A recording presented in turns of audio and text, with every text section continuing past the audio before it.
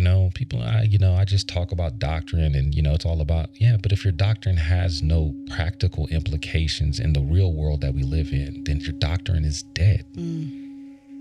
It's dead. James says it. Faith without works is dead. Right? Yeah. You know what I mean? Like it doesn't authenticate your faith, but it does bring out the quality of your faith.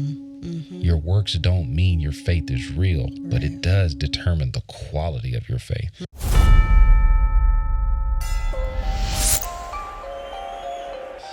All right, welcome to the Church Dropout podcast. My name is Alan. I'm joined by Lisa. Thank you so much for tuning in. Church Dropout is a podcast. We talk about issues, topics, and teachings related to faith, life, and culture in ways that are sometimes funny, sometimes serious, but always insightful. If you have not already, please like, rate, and subscribe wherever you're listening to this podcast at. We would appreciate it. I wanted to kind of, do something on just some current events, some things that have just been in the news and or just over the past week and really this weekend. Okay, so first we'll start with the Olympics. Okay, and the grand opening, the opening ceremony, the grand opening. The opening ceremony was, a few days ago, and we started watching it, but I couldn't do it. You sure couldn't. Yeah, it was just annoying. You know what I mean? Let the boats go, let the people wave, and let's get to it. It But was just. I still wanted to know how many was on the USA boat. Well, listen, I don't know. I honestly, it was just, and then this was the most adult one I've ever seen in terms of just the content itself. Snoring or something. But anyway, maybe my toe. Is it you okay? Yeah, I'm all right. Is it maybe because it was in Paris, or it's in Paris? Yeah, it was kind of that old risque type deal, and you know what I mean. But I don't know. It was just but it was a little bit racy at certain parts. But so there is some controversy that's been brewing over. All right, so there is some controversy that's been brewing over, one of the scenes in the opening that resembled, or people believe they did it intentionally, that resembled the Last Supper, right? And so you've seen the picture. I showed you a picture of it. Yes. And of course, this, has, caused a lot of Christians to, kind of come out there and say, hey, they're mocking Christ and, God will not be mocked. And this is an attack on Christianity and all of that type stuff. And, I just thought we should talk about it a little bit and give some thoughts. What, you got some thoughts? Well, honestly, had I seen it, because if that was part of the opening ceremony, because somebody was impatient, I didn't get to actually watch it, that part. But to see the pictures, in comparison, I don't really see how that was caught. How the two were put together. That this is what they mean. Secondly, I don't understand why does it always feel like people are attacking Christians? Like, you know what I'm saying? Like, it's I don't know. I just feel like, what would be the reasoning behind it is what I'm trying to say. Like, what would be the reasoning to do that? You know what I mean? Yeah. Yeah, I'm with you. I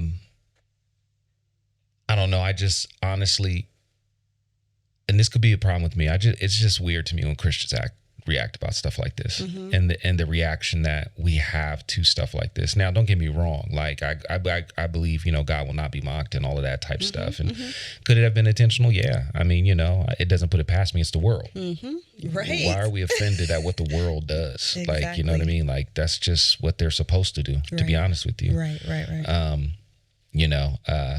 So it's not like surprising, you know what I mean? Or, it's just interesting to me how we react in these particular, situations, and how, like you said, how we take it. as an assault on, Christianity. And to a certain degree, I think it is. But I think there's an underlying assumption that Christianity should be accepted. And I just think that we are a little bit out to lunch in even thinking, why are we appalled that something like this happened? Right. You understand what I'm saying? Like we're almost surprised at it. Like, well, oh my gosh, they're mocking Jesus. But wait a minute. I mean, isn't this what's supposed to happen? Right. Right. And I think that has a lot to do with us just being comfortable with being accepted in culture. And then when these type of things come up, we are confused, about our position in culture. And truthfully, I mean, again, we had a conversation about persecution. I mean, this is all we could really point to. It's just these situations where, Christianity is put on display in a negative sense. You know what I'm saying? And that becomes, oh my gosh, look, Christians are being persecuted. But the other part to me that's really weird about how Christians respond and react to stuff like this is that there is mockery of God happening everywhere. The image of God is being torn down daily, right? And Christians are not in uproar about that type of stuff. And that's what kills me. Like you look at the porn industry, you look at, child slavery, you look at the adoption system or foster system. You look at, right, like that is directly mocking the image of God, right? Like that's tearing down what God has built up. And yet we don't see that as an assault. You know what I mean? Now I get it. This is something that's mocking, in their mind, mocking Jesus, right? Like this is something that's clearly mocking Jesus. But if this is the world, this is on the world scale. This is not America, by the way. This is Paris, right? So this is on the world scale, but it took this for us to see that. Like that's what I don't understand. I feel like Christians are waking up from this long days that we've been in.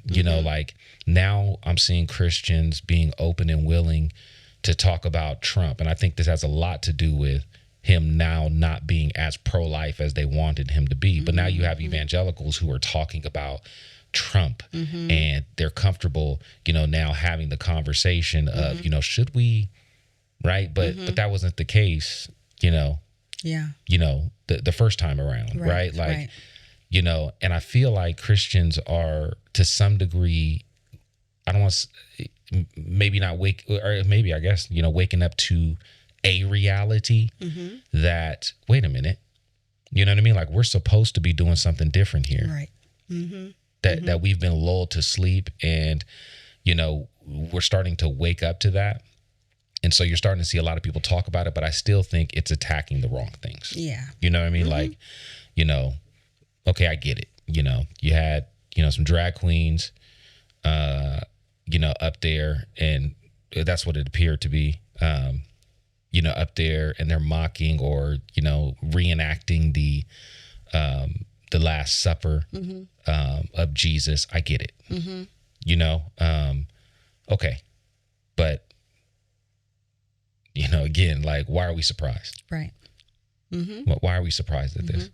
Yeah, we shouldn't be. We shouldn't be. You know what I mean? And the interesting part is, about this type of stuff is like, I just think about the millions and millions of Christians who are sitting down just watching it. Like it's like, that's what we do. Right. I don't know if I should say it this way, but I just feel like here we are sitting in our comfortable homes, watching an event with our popcorn. You know what I mean? Hey, this is something to enjoy, and telling our kids to turn their heads on certain commercials, covering their eyes, and oh my gosh, they're mocking Jesus. And, yet there's people who are hungry. Right? It's not mocking Jesus that churches are bringing in $100 million a year, and there's still homelessness in the same cities that those churches reside in. But that's not mocking Christ, though. You know what I mean? Yeah. Yep. You know, we're going to do a video on this at some point, but the enemy of Christianity, the greatest issue with Christianity is Christianity itself in America. The enemy is within. It's not without. We're our worst enemy. And again, I think situations like this just bring it out. This is the low-hanging fruit that Christians will pick at. And I'm not saying that there's anything wrong with what people have said or done on this and all this type of stuff. I'm just saying, like, this is the low-hanging fruit. We call this evil. But again, the fact that there are people who are starving while we have abundance, that's not evil. The fact that there are children who are being taken into slavery and, you know, there's nothing, you know what I mean? Like, that's not, you see what I'm saying? Like, you know, the fact that there's a whole industry that's built around, you know, tearing down the image of God in people and destroying men and women. And, you know, we're not offended by any of that, right? We are at the core of it, but because, you know, again, it's not on prime time where we're sitting down with our families and we're watching it. You know, it doesn't get the attention that it deserves. Right. You know what I mean? And so anyway, I just thought it would be, you know, I guess, you know, interesting to kind of, you know, say that, you know, Christians are in a, you know, in a tizzy about this. And I get it, you know, but this is what the world is supposed to do. Yeah. This is what the world is supposed to do. Yep. It's just how it is. Yeah. And it's our issue for making friends with the world. Yeah. You know what I mean? Yeah. We can't expect the world to, well, we don't expect the world to be Christian. We expect them to do exactly what they're supposed to do. Yeah. You know, what they want to do. You know what I mean? And that their goal is not to glorify God, you know, and, you know, and so, yeah. But the second thing that I wanted to talk about a little bit is a little bit of a, you know, sensitive subject, you know, and I want to talk about it obviously from the perspective of evangelicalism, because I think this, to me, is another one of the reasons for me, you know, why I deconstructed some of these ideas as far as church and church culture have been is, you know, just the issue of, you know, race and how evangelicalism deals with race. Now, I'm not going to get into the whole, you know, race doesn't exist. Listen, okay, that's not the point. The point is that the evangelical church has always had an issue with loving people of color. There's always been a issue with how the church has dealt with injustices, you know, going, you know, from slavery, you know, down through Jim Crow. And then even when you talk about certain things today, evangelicalism stays silent.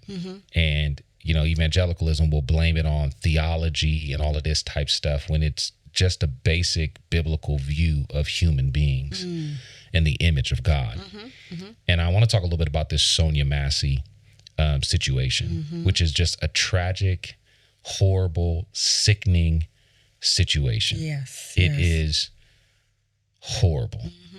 I honestly, that, I don't know, right or wrong. I mean, that could have been my mom. You understand what I'm saying? You know, in her later years, suffering from mental health or whatever. And I'm just saying, I don't even know if that's the case. I'm just saying that the whole situation was just a mess. This woman was killed. She was killed. She was murdered in her own home. By someone who said that they were going to do exactly what they ended up doing. Okay. And it was a problem. We need to pray for her family, for those individuals who are around her. And I would even say pray for the cops' family, because they're left to deal with that. I don't know how they feel on it. Obviously, you know, there's going to be multiple losses here, but the fact that, you know, this woman, this black woman, was killed in her home, in her own kitchen, after calling the cops because of danger that she felt, ends up being killed in her own home. And so, you know, again, obviously I know we can't talk about every situation that comes across, the desk, but again, this is another situation where I just look across evangelicalism and I don't hear anybody addressing it. And you know what I mean? Like, I don't hear anybody saying anything about this. Yeah. And it brings up, it comes back to our first topic. Yeah. You know what I'm saying? So, Christians are in an uproar about that. You know what I mean? That's a great point, Lisa. And you don't even know if that's their reasoning behind it. But where's the uproar for the injustice that's being done in the world? Absolutely. Yeah, that's a great point. I just think we're out of touch,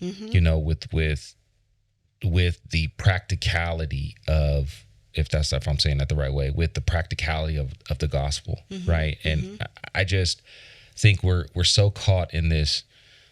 I think a lot of Christians are so afraid of being called woke and so afraid of being labeled liberal or being labeled in certain camps. And I'm just tired of that conversation. Like, I'm tired of the conversation of you can't care for people or injustices if you are a Christian because, you've become woke, or it's a social justice issue. And, the gospel's not social justice. And I think the gospel is the gospel. I don't, what I mean? Like, I don't think the gospel is political, but I think the gospel has political outworkings. You know what I mean? Like, it is political in the sense of it talks about things that are political. It affects how we govern, right?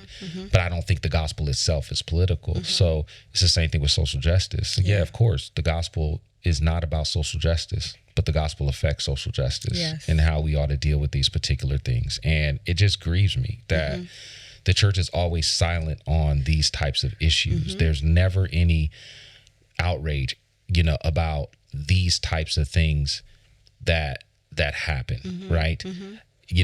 In times past, it was, because those individuals were living a lifestyle that they weren't good citizens, as if that means that a person deserves to die. But that's the excuse. It's like, we can't, these people aren't poster childs for, you know what I mean? Like, okay, I don't agree with that, but let's just take that right now. You have a woman in her robe, in her own house. Who, you understand what I'm saying? No weapons, hot water, boiling water. Yeah, okay, can I do? Yeah, but come on now. Deadly force, right? Like, come on now, right? So, but again, there's no situation where this is valid enough to talk about these things. There's no situation where this is important enough for people to have a conversation about it, right?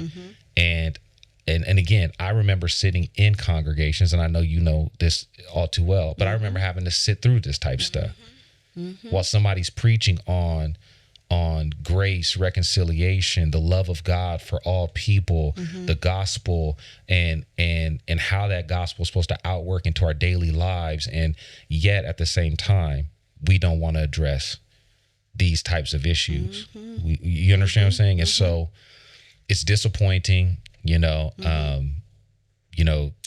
And it's, I'm sorry to interrupt you. This is also sad when you have thoughts of, this is the time that, I'm glad I'm in I'm glad I'm in a black church. You know what I'm saying? Where I would want to be like, going to a black church because I know it would be talked about. Yeah. You know what I mean? Now, if I'm going to a white church, it's probably not going to be the subject. Yeah. You know what I mean? Maybe if there's a small group or something like that, but it's probably not going to be talked about at the pulpit. Yeah. No, definitely. And I think that's where the problem is that, you have certain communities that are willing to talk about it, and maybe there's issues in the way that they talk about it. Okay. But then you have issues that there are communities that are refusing to talk about it. Right. And again, in Christianity today, we are missing this seek others, we're missing this, serve others, again, like the scripture would tell us, right, to bear one another's burdens, right? To enter into the suffering of others.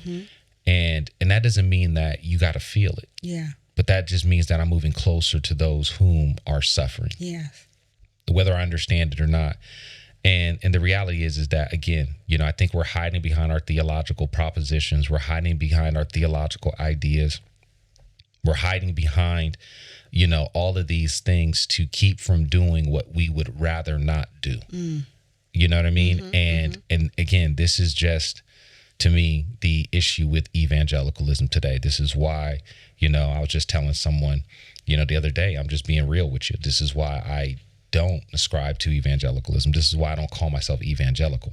I just don't. It doesn't mean what it once meant. To be evangelical means something totally different today, which is a totally different conversation. However, I'm saying that to say, I just think as the church, again, these are missed opportunities for us to be the church. This is what the church is supposed to do. Right. And we're missing these opportunities. I'm not saying that the church is there to go and to, picket. And that's not what I'm talking about.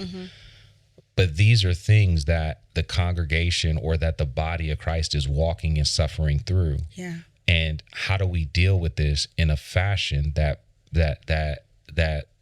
respond to this with gospel intention? And I feel like, again, these type of situations always get missed. Yeah. And like you just said, I mean, that's just a great point. This is a great juxtaposition, where you got a ton of Christians who are doing videos on what transpired at the Olympics, but you're seeing very little Christians say anything about what happened with this lady in her own living room. Yes. This woman lost her life. And it's just crazy to me. It is. That's the reality. And the last thing I'll say is, honestly, be careful who you listen to. I'm just being honest. Be careful who you listen to. Everybody who has the term Christian is not a Christian. Let's just be honest and open. Look at Jesus, read your scriptures, understand what compassion Jesus had for the lives of those who are other than. Yes. Look at that. These political pundits, these people who carry the label Christian, but they don't live Christian. And I'm not even talking about just like being obedient. I'm talking about it's really a different religion. American Christianity is not Christianity. And I think this is all the fruit of that. You know what I mean? And so, honestly, this was a tragic situation. And man, I just, again, for the church to just kind of lean into these things. Yeah, definitely.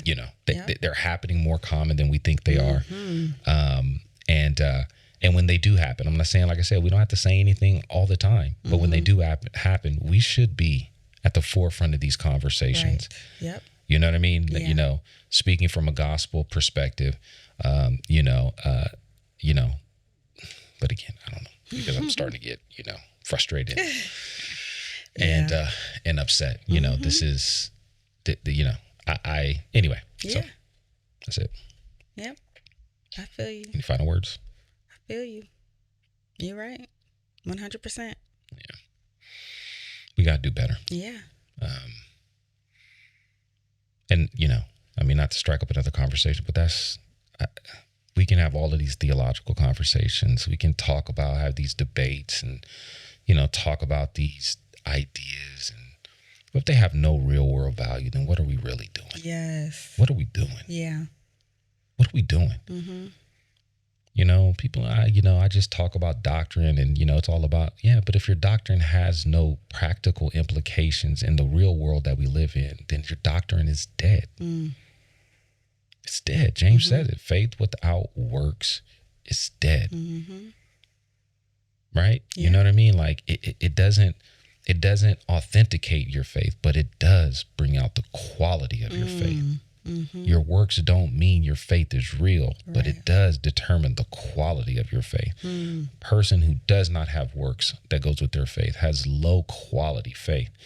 Their faith is not real, and the spirit that they say is within them, they're not walking by the fruit of that spirit. And I just think about, man, we got a lot of Christians, as I said before, we got a lot of spiritual bobbleheads who are walking around here who know all of this information and yet are denying the simple things. Jesus is saying to them, like, yeah, you know, who fed me while I was in prison? You know, who clothed me while I was naked?